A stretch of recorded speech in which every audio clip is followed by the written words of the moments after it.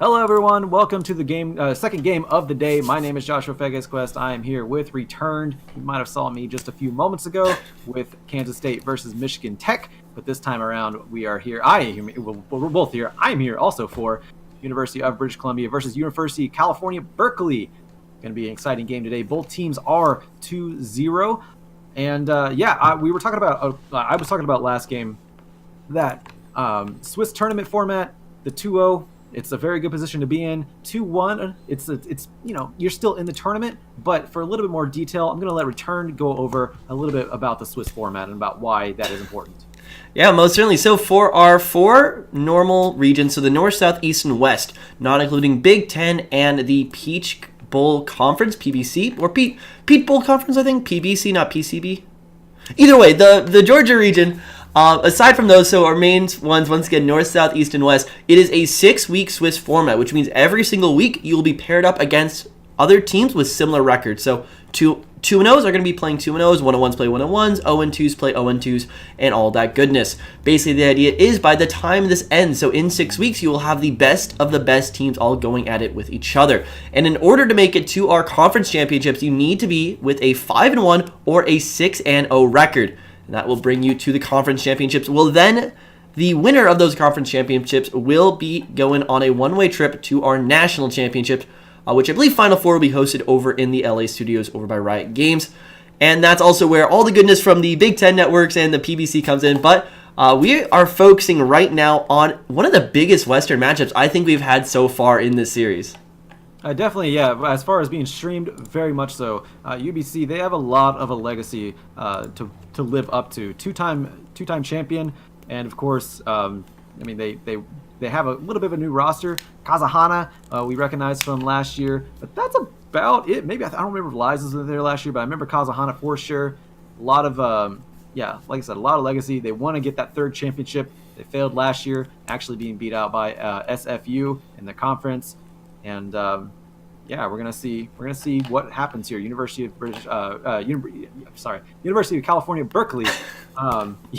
The classic one-letter switcheroo. Yeah, I'm not. We were talking about before this. I'm not even gonna go with acronyms because I'm gonna get those all confused to hell. So hopefully I'll be able to say Berkeley and just British Columbia, no problem. Anyway, Berkeley. They're coming into this strong as well, 2-0. So they have something to prove. They're prominent in various other games, but right now they're playing League of Legends, and of course everyone's vying for that championship.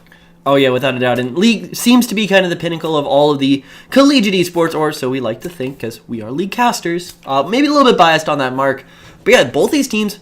Definitely you see Berkeley being a little bit of the underdogs coming in just when you look at the teams themselves, but both these guys are putting up outstanding score lines. Looking at individual player KDA, UC Berkeley has the highest KDA player right now in the West, and that is Turkey Master, their ADC with a 37 KDA.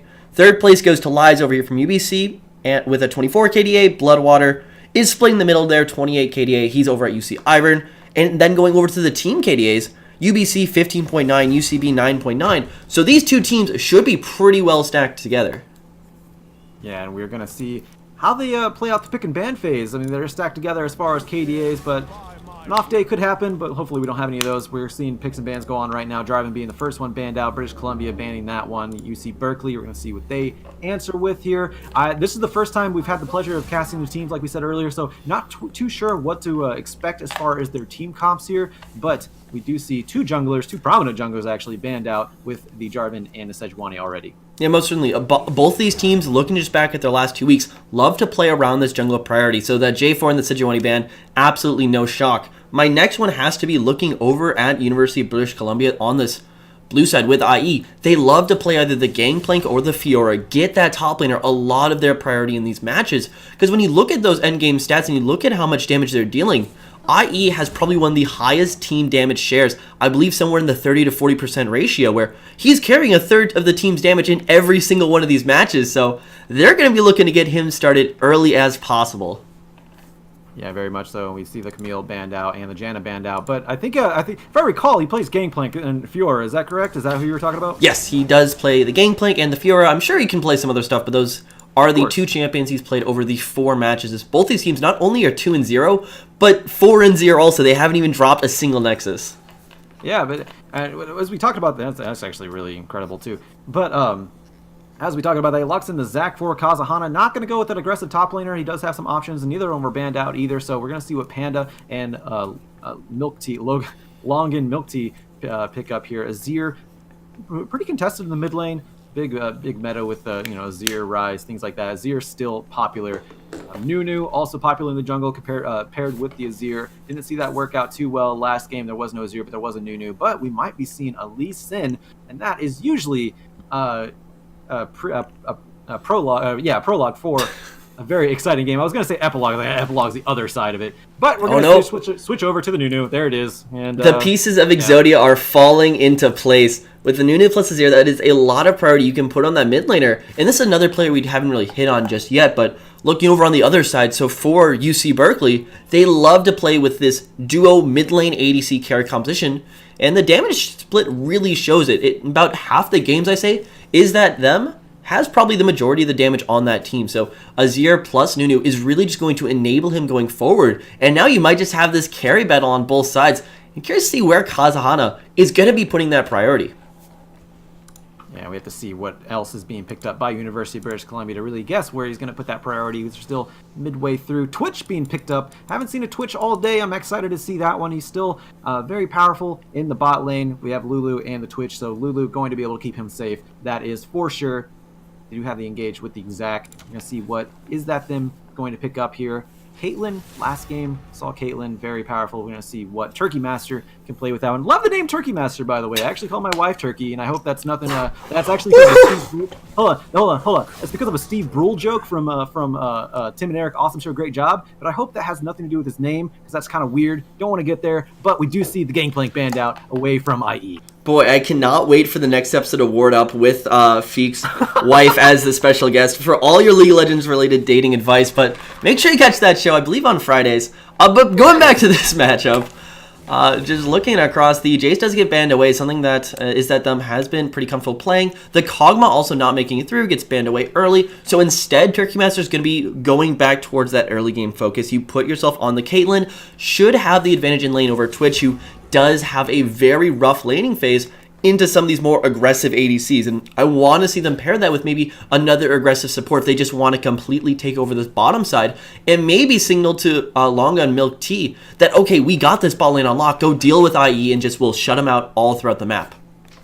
Here we're going to see, there's the last ban coming out. That is going to be a Renekton being taken away from Panda. So they're going to eliminate one of the bruisers in the top lane. Actually, a little bit of focus on the top lane in general with the Camille, the Jace, and the Renekton overall for University of British Columbia. So paying some respect over to Panda. And we're going to see if they're going to pick out that top lane, because if what's true, I mean, if they really do put their eggs in the basket of IE for the damage and for the carry, I would think that they want to try to counter pick that top lane, and Cho'Gath's going to be locked in. Yeah, Fiora is still up on the board, and that's something he's been very comfortable on. Another thing is the LeBlanc pick is still available for pros. He's played this, I believe, twice now into the Azir matchup, and we just saw yesterday, if you guys were tuning into the match we had, Magical Knight was casting at that 3 o'clock block, we had the LeBlanc into the Azir as this direct counter, but no, they're going to go with Zoe for just a little bit more damage coming out of that mid lane. And yeah, Zoe, that is the kind of the one-shot kind of a sleepy trouble bubble. It's like what is that? Like a 2 second? I don't even know. It's not a stun. It's sleepy time trouble bubble. What a mechanic! Yeah, and I wonder if they name these names just to kind of like for casters to make their mouths go all crazy whenever they say Super Mega Death Rocket, a Mega Inferno Bomb, Sleepy Trouble Bubble. Really? Come on. Anyways, Zoe, yeah, that one shot. That, I mean, LeBlanc kind of does too, likes to go in, assassinate one shot as quick as possible and get out. But then you also have Zoe doing that same sort of mechanic, just a lot more. Ooh, that's a new one. I like that a lot. Blitzcrank for Rafflecopter. Now, I want to go back to that Zoe pick because it is definitely a mixed bag. You do have a lot more priority if you get on ahead, and with Kazahana on the jungle role with the Zac, it might not be the hardest thing in the world to do. But the flip side of that coin is if Zoe gets behind in the early game, she doesn't have very good wave clear. She might have a little bit of one-shot potential. But almost now you're in a situation where if you lose that mid lane in the early game, your only form of actual push, your only form of priority is on this top side with IE, and the Blitzking coming out for Rafflecopter almost pushes that even harder. Is now, if Caitlyn and Blitzcrank are able to push out a lane, which isn't that crazy of a proposition to think of, they can just send Rafflecopter to mid lane. You can send Nunu over to mid lane as well, and you all of a sudden just have 3 versus 1 on the mid side. Zoe versus Blitzcrank versus Azir versus Nunu, and that is nearly impossible to lane as for pros. Yeah, and you can only burst down one champion, and you probably aren't going to pick Blitzcrank to do that. So it's going to be interesting to see how pros plays into that one if that scenario does come to fruition, because you do have some targets on your side on the side of UCB Berkeley too. Yeah, did it once. Anyways. You do have some targets to target. Azir and Caitlyn, they can both be bursted down by the combo of Zoe, so that's going to be interesting to see. The whole composition, though, as far as pure compositions, University of British Columbia, they do have quite the bit of engage coming out with the Zac and the Gnar, and a lot of anti-engage, I could say, with Azir and Nunu coming out on the side of Berkeley. Not to mention the catch from the Blitzcrank, that wild card that you mentioned earlier. Yeah, and that's actually the thing when I'm looking at the Cal Berkeley composition. It's a lot skill-oriented. The Blitzcrank has to land something. The Cho'Gath has to land the Rupture, or Azir has to be a god on the Streamer Shuffle. When we're talking about the best players probably in all of Collegiate, it may not be the hardest thing to envision. But with all of this, you still, if you get that lead, it's going to be very hard to actually force these objectives. While on the other side, British Columbia have built themselves around the idea of, hey, screw that Azir, let's just murder him right off the bat so Nunu can't buff anyone. Because when you have the Twitch, when you have the Zoe and the Zac together, you are enabling so much of this back-to-front team fight style where you just nuke someone out at the very beginning of a fight. That definitely does rely a little bit more on trying to get somebody ahead in this early game, and they do kind of have the back pocket of, okay, Gnar, if you lose to a Cho'Gath in the top lane, something is terribly wrong. But they have that kind of pushing potential for that later game. And this game now really turns into which of your members do you get ahead if you are UC Berkeley? Because, Caitlyn should be doing all right. Do you really want her to get rolling? And once you get that lead, how do you keep it going? Because it's going to take a lot of creative shot calling to get these guys through that mid-game trough you get with the Caitlyn, with the Azir. Yeah, and that is something that Berkeley has to really think about because, again, they don't have any big form of engage. They do have the anti-engage. They do have the Azir-Nunu combo, which a lot of people really emphasize, even in... I'll be honest, I haven't seen it come to fruition the way that I feel like people envision that it would come to fruition. I've seen it a little bit in pro play, but even then, it's not a huge factor when you take those 2 champions and sacrifice an entire team comp just to build around it. So far, as from what I've seen, has not paid off as well as it should have. But we're actually about to get into game. I'm going to go and give some shout outs real quick to our social medias. Discord, you can actually type !Discord in the chat to join our Discord community, so do that please.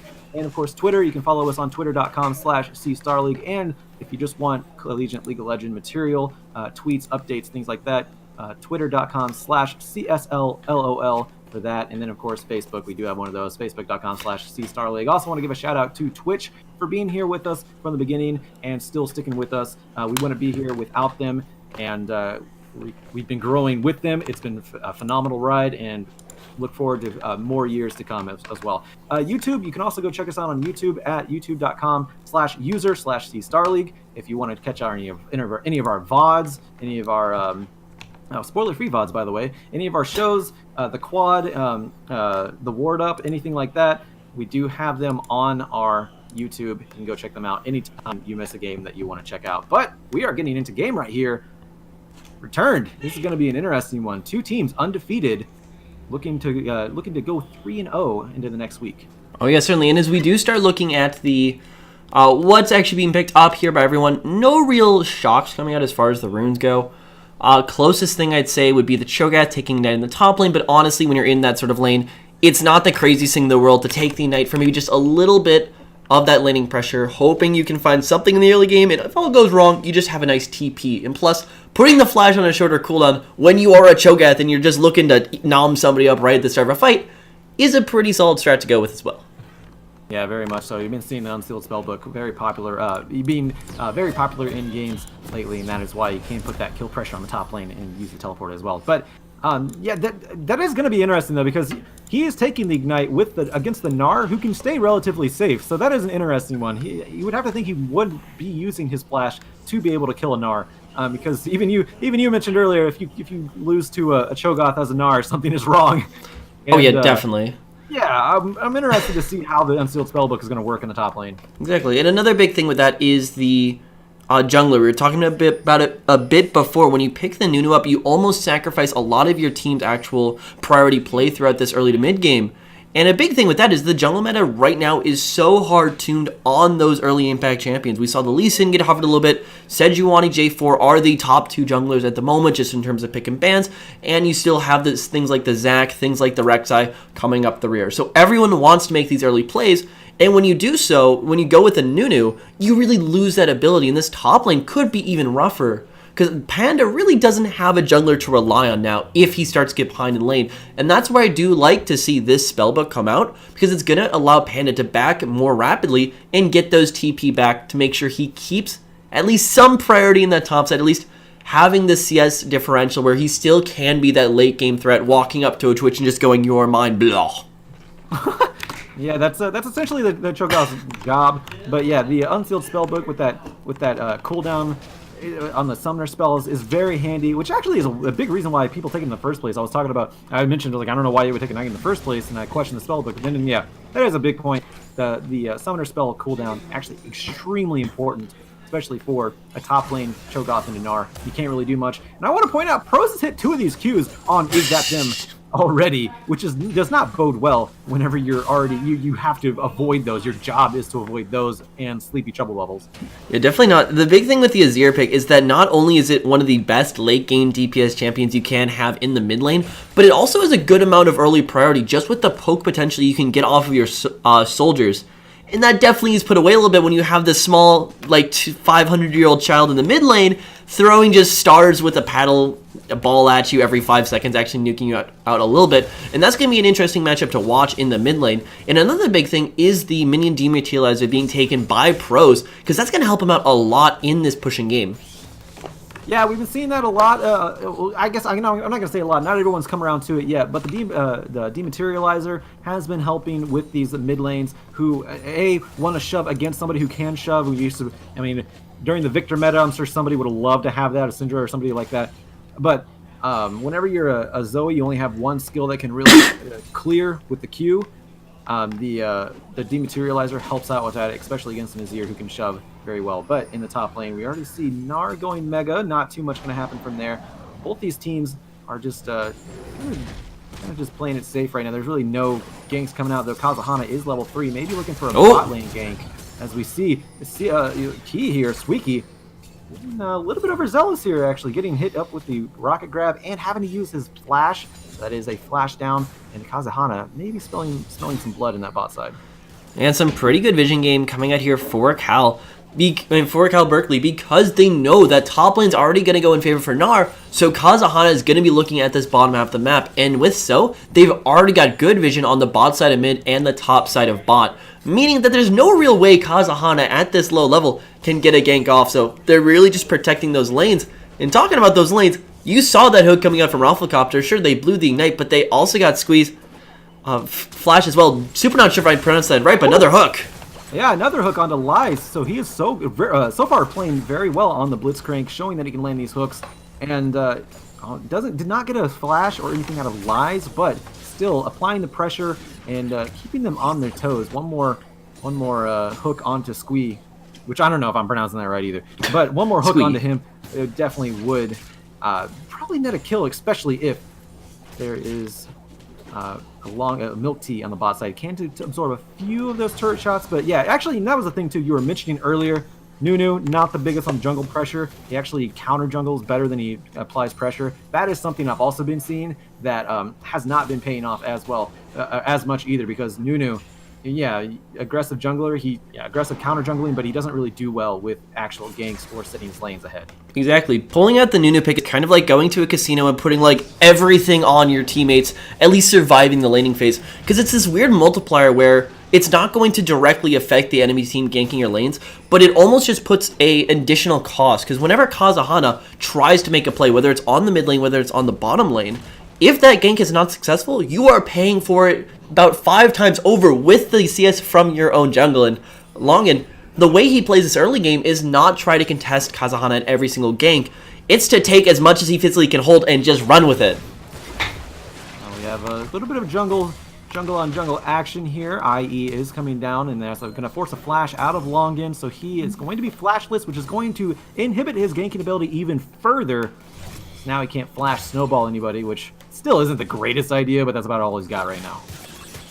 Yeah, without a doubt. And oh my god, just look at the UBC, University of British Columbia's bot lane, Lies and Squeak. Got it. They are absolutely terrified of Rafflecopter right now because they know one more hook followed up by a Caitlyn trap, and that is lights out. Raffle has the ignite up yet again, so that bot lane might just be put behind for a long time out, and that's definitely going to hurt this top KDA player like Lies, who wants to find some sort of farming advantage. Maybe not fit an advantage, but at least staying even so he can impact these team fights.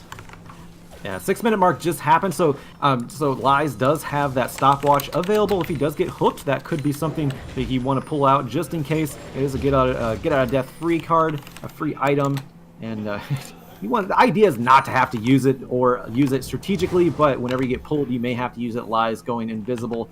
It's just a place of ward there. Nothing too exciting with the invisible here.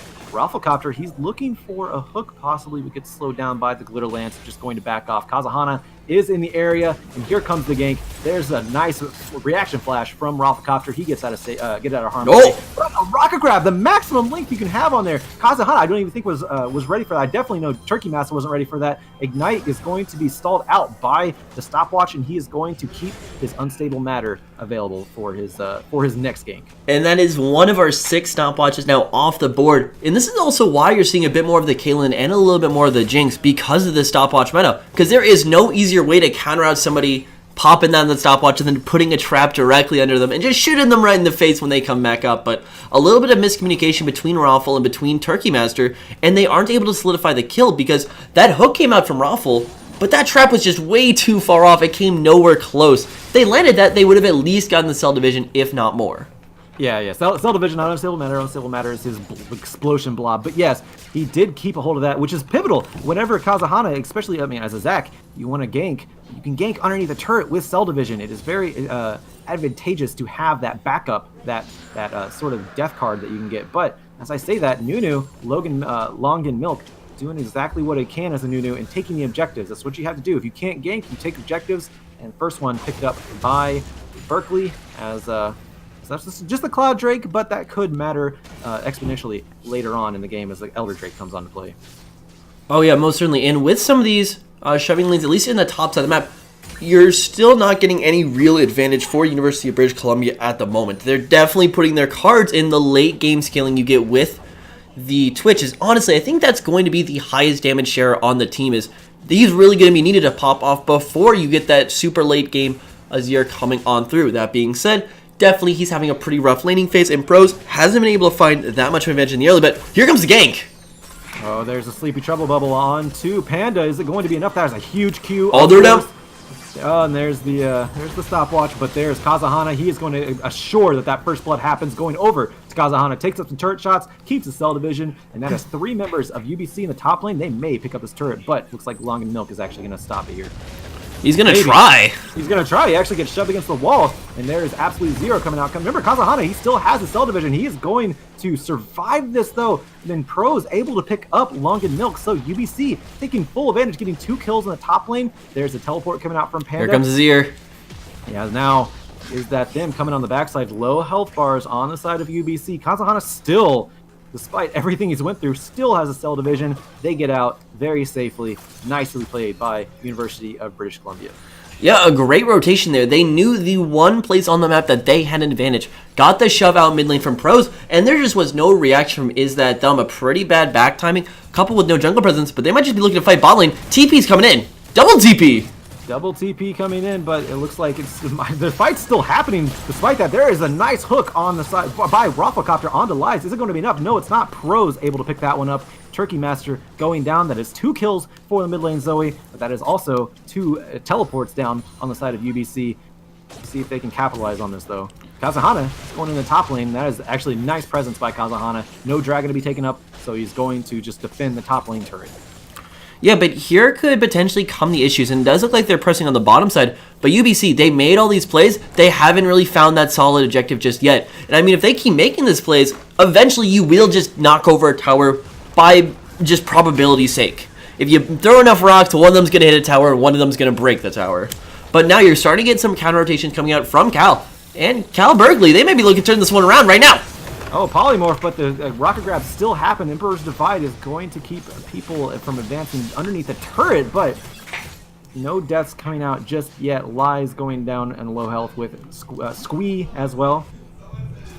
Such a fun name to say. Yeah, it's rather challenging. It's rather challenging. I'm still kind of self-conscious whether or not I'm saying that properly, but no one's correcting me, so I am what I am here. Must be close enough. Yeah. But either way, UBC, they make it out, and they're going to just try to regroup and come back to the bot lane. There's no pressure on that bot side, so they're not going to be risking a turret.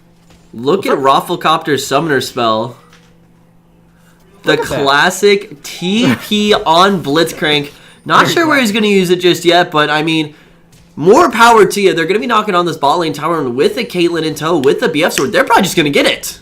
Yeah, and they did. Yeah, now he can actually teleport anywhere he needs to be on the map, because Turkey Master inevitably is going to go back pretty soon. Rafflecopter, he doesn't necessarily have to go back. He could surprise someone with the gank. There's really no positioning to do that, though.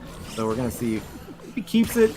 Classic, yes, classic teleport Blitzcrank support. Almost more classic than the Smite Ignite Blitzcrank, which I love to see, which is possible with the spellbook. Life is weird in League of Legends right now, but more pressure on that top lane a little bit. Hold on. Might be seeing a Fnatic rush. Lies, don't do it. Oh, you did no. it, and now you're going to die. Who's going to get it? Long and Milk.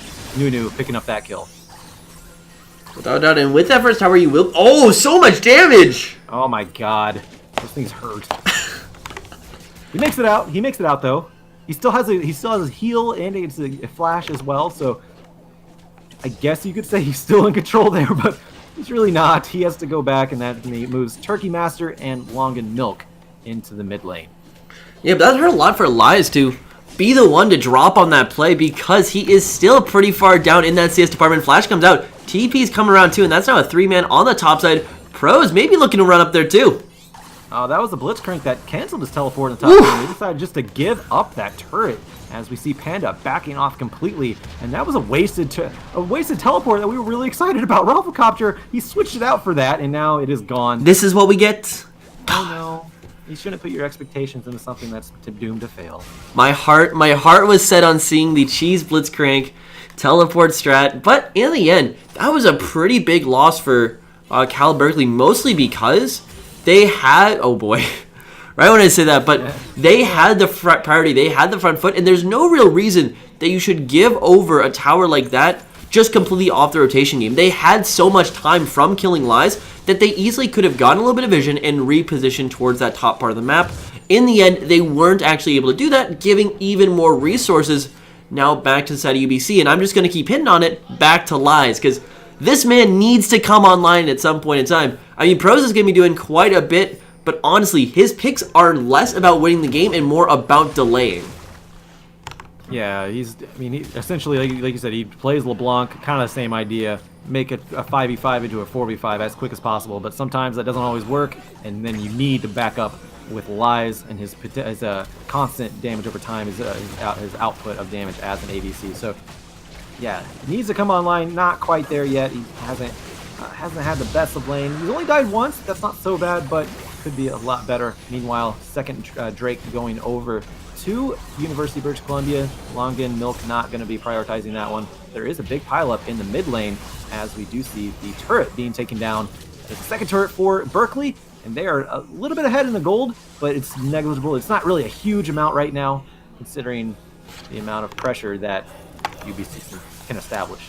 You see Berkeley definitely is on a bit of a clock right now. Sure, they do have the scaling with the Azir and the new combination, but there will become a time where IE is just uncontestable on this top lane. There's not really a single member for Berkeley right now that you can really afford to go steal with that pick up on this top side, especially once IE picks up the... I mean, he has the Black Cleave already. Once he picks up that Frozen Mallet, it's going to become very almost insufferable to make it through that phase. Another tower goes down, and things are starting to get a little bit sketchy, and no one's really going forward to make that big 5-man play just yet. Now they're holding off so far, but we do see Milk Tea. He did take the Rift Heralds. That may be another objective, another turret in the favor of Berkeley pretty soon.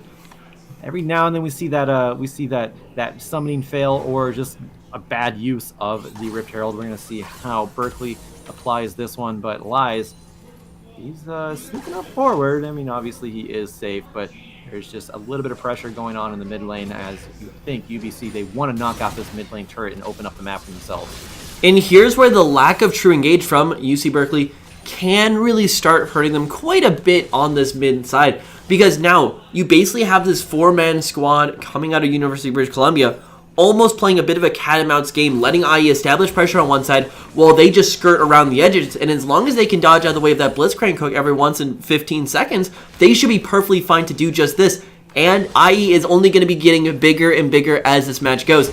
Cal Berkeley, they need to make some play right now or pretty soon if they even want to think about splitting up this gang. Yeah, a lot of damage being done. There's a flash and a rocket grab. Not going to hit anybody. He still has that teleport, by the way. And I just want to clarify that he does have Unsealed Spellbook, or he's just not switching that out. I'm pretty sure he came in with Ignite. Did he come with Ignite? Or is that... He started with Ignite. Okay, he started, okay, so that is an Unsealed Spellbook. Okay, I'm just making sure he actually has the option to choose. I didn't know if I missed something early on. But yeah, so he's still holding on to that teleport. Still thinking he can get some sort of gank coming out. Not going to be using the exhaust to protect Turkey Master with the inevitable dive that may be coming up from IE and Kazahana here. But we have Rocket Grab being thrown out once again, missing. And that is essentially what Berkeley is trying to do. Just Rocket Grab somebody and delete them and possibly press their advantage afterward. But you have to land them first. Exactly, and right now they definitely aren't in control of the map, but all of that changes so quickly if you're able to land that one hook or that one shuffle or that one just trap.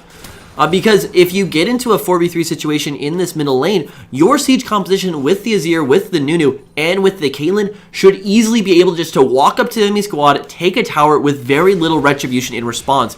But you just need that one little pick to actually turn the tides back in their favor. And at the moment, they're not really able to get that. The vision game just isn't quite there yet to really facilitate a true pick game. Herald's going down on top side. Yeah, there's no one there to really answer it. I mean, it's a Squee, but I don't think Alulu is going to do too much. Lies is up there now as well. The chunk of tower did go down. He's going to clear that wave very easily with his passive and just auto-attack him. He has a Runaan's Hurricane as well, so able to take that one out. And yeah, there you go. The tower stood, so no tower taken with the Rift Herald, but now we haven't engaged. There is a TP coming out on the backside. It is going to be from UBC. That is IE doing that one, and now Longan Milk Tea using his absolute zero. That leaves him vulnerable, which means he is going to go down. Lies picking up that kill, and that's exactly who he needed to go on. This is a really delayed call coming out from UC Berkeley, because that whole play started with the TP coming out on the top side. Longan, he basically said, you know what guys, I am dead, just get everything else around the map. But Pandex, he used the TP. He canceled it so it's not that long of a cooldown. But now this is going to be a 1 kill and 1 tower for absolutely nothing on the other side, where Pandex, he could have maybe gotten a power or something. Hook comes in from Kazan, but I don't think that's going to knock him down just yet. All the people you want to grab a Gnar, and especially a Zac, not one of them. Kazahana is going to be fine. I think he still has as well. There's the hook you want on the Lyle. Wild Growth goes on to him, but he gets eaten. Panda, no matter how big of the creature it is, he will still eat him. Very nice rocket grab by Rafflecopter. That's exactly what Berkeley's been looking for. And now it's time to unleash the beast of a siege composition. UC Berkeley has really put together for themselves, and now this tower is going to have absolutely no chance of staying. Maybe you got to keep a quick eye on IE, because he's still pushing that side wave, but yeah, this tower is absolutely done for. And that is going to possibly push them into the inner mid lane, or the inhibitor turret, but they're going to back off. It's a wise decision as Lies is back up. Get that pick, get that objective, and back out. Very nicely played. And now we are going to see Berkeley establishing vision around the Baron, as if they can get a pick like they just did, might be able to prioritize Baron afterward. But wait, they stopped him. Spot out there. They stopped IE. He's on the wrong side of town. He's just going to go all in. There's Emperor's Defy going to knock him back, but he's going to go into Mini Gnar, which means he is going to be a little bit more mobile. But nice knockup, nice rocket grab by Rafflecopter. He picks up that kill. And that was such a huge misplay coming out there from IE. You are the only thing holding pressure on this map at the moment. But now Baron buff is alive. IE is down for 25 seconds with no TP available. UC Berkeley, they have just bought themselves the most perfect window to go out, establish that control, and try to get something in response. But it's not that big of a window, and they need to make something happen. Baron is up, so if they're able to keep getting these picks, they could make something bigger happen, like the Baron. But as I say, that second Cloud Drake going over to University of British Columbia. Just the Cloud. That's all 3 Cloud Drakes. We're not going to see any more Cloud Drakes on this map, so we're going to see what they are going to be doing next, or having next. That is going to be the Infernal Drake, which is going to be a lot more contested than a Cloud Drake.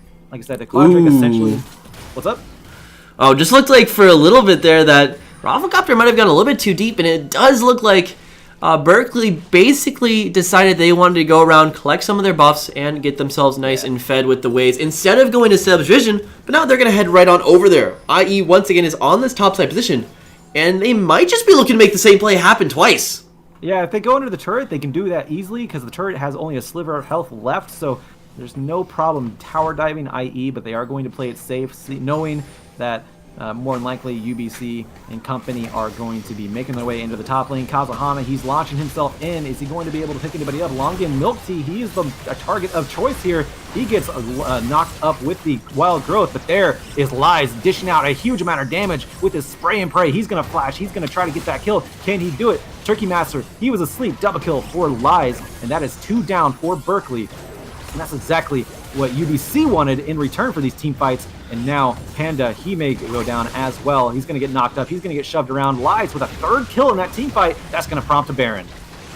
Yeah, and that was such an awkward positioning play from UC Berkeley. Just because they had Pandax on the bottom side, they could have looked to almost start forcing that split push pressure. Maybe look to trade a tower for the vision game around the Baron itself. But yeah, there's no one left here in UBC. This is why they're your 2-time national champions, because they know how to read awkward situations around the enemy side and force the fight that they need. And that fight might have been the key factor for bringing Lies back into this game, because right now he is 4-2-1. He is almost ready to start taking over this one. Still needs a little bit more gold. I believe he hasn't back yet. Has 2.6k in the pocket. He's going to be picking up that Infinity Edge and looking to complete out that crit composition, finish up that crit build. And once he's got that, there might just not be any surviving for Azir, for Caitlyn, unless there's some god hooks coming out here. Yeah, that's exactly what Berkeley's been relying on this entire time, are these hooks. But whenever those fail, what do you do after that as Berkeley? They don't have much to really do. Is that them? He hasn't died, but he is not the Azir yet that he needs to be able to carry these. So it's been very difficult for UC Berkeley. If they don't get a hook, then they don't get a play, in which case they obviously don't get much off the map. And as we see, there's some mid lane contention coming up here as Lies Pros and Squee, yeah, I got that name, no worries, shoving into that mid lane with these Baron empowered minions. Rafflecopter, it's all on you, man. Berkeley, no pressure, Berkeley needs you. Yeah, without a doubt. Maybe even Pandax too, because he does have the Gargoyle Stone Plate, he does have the Consume, and most importantly, he has the Flash available. And these fights for University of British Columbia is how really can we just get the threats away from Lies? Because if there is no, like last fight, there's no Cho'Gath, there's no Blitzcrank around, he can just completely open up and he will win nearly any trade he takes at that point. Sleepy Trouble Bubble going over the... Oh my god. Okay, well, that wasn't a huge burst. Sleepy Trouble Bubble didn't land, but we got him. A big Gnar ultimate. Is that them being caught in one of those, and he goes down along with the turret, and now Lies. He is free to engage however he wants. Pro is picking up the 2nd kill onto Panda, but nobody can touch Lies. Nobody can get to that back line, and that is the story of these 2 team comps right now. Oh, that might be one more. Oh boy. There he goes. Deleted. Sleepy Trouble Bubble on the Turkey Master, a squishy ADC with a Zoe. You're not going to live very long, and that is going to be the bot lane inhibitor going down in favor of University of British Columbia. They are running away. They might not be done just yet. They might be looking for the whole game right here.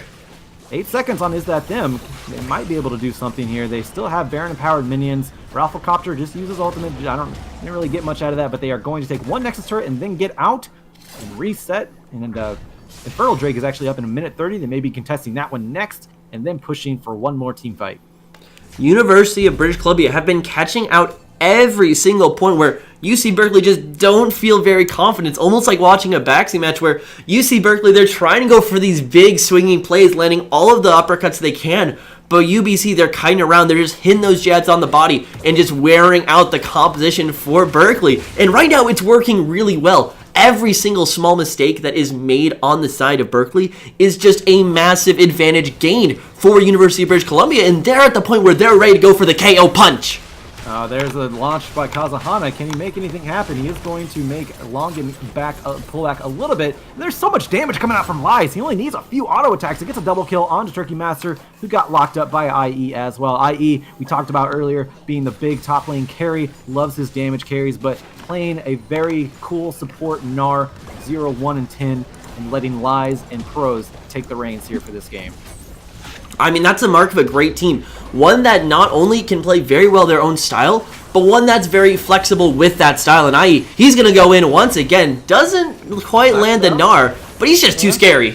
Yeah, no, he's extremely scary. Panda knows that. He flashes out even after the Gnar, Gnar does not hit his big ultimate. And there's going to be another inhibitor going down, mid lane inhibitor this time around, and University of British Columbia, it's pretty much their choice. Whenever they want to pull the trigger to end this game, they can. They're going to go down to the Infernal Drake. They're making their way down there right now, taking the jungle camps at the same time, just to take a little bit more away from Berkeley and keep them on the back foot even more. Even though they have this game solidly in their pocket, might as well take more away. And yeah, okay, well, Long and Milk Tea to get the red buff. It's the little victories there that really help you on the end. And you got to keep remembering that this is only game number 1 of a best of 3. UBC are going to be coming back for game number 2. And UC Berkeley, they need to find out how they're actually going to adapt in this match.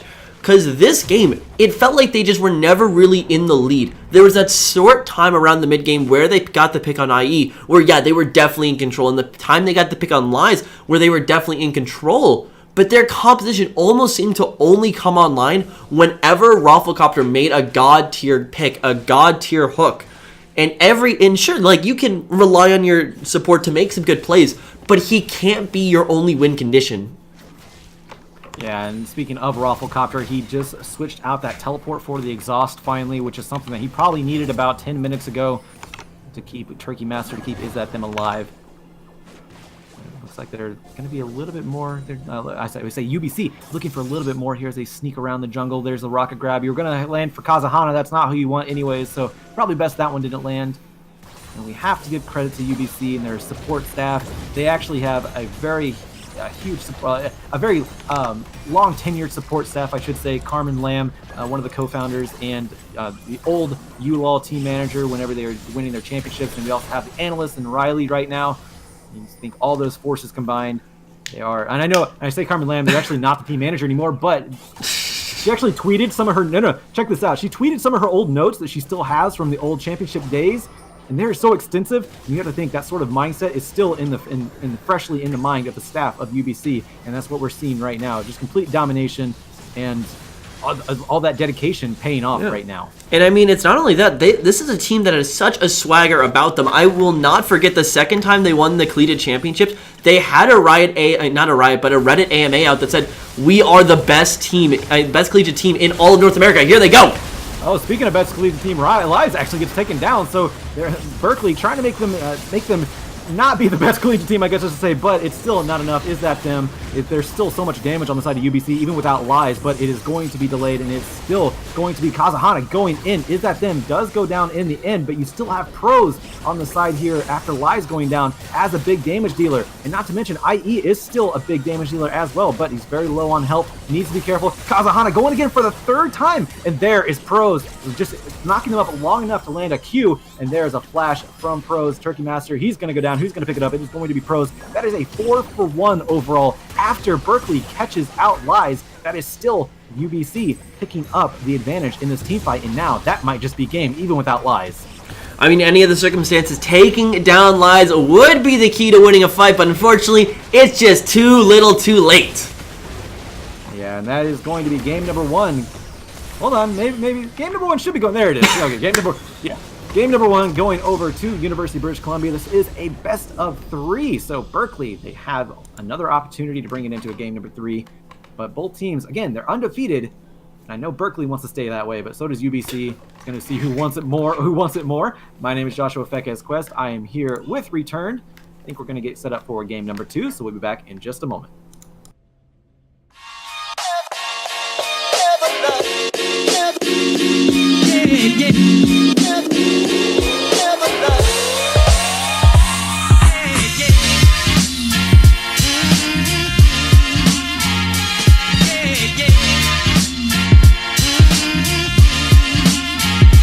Once again.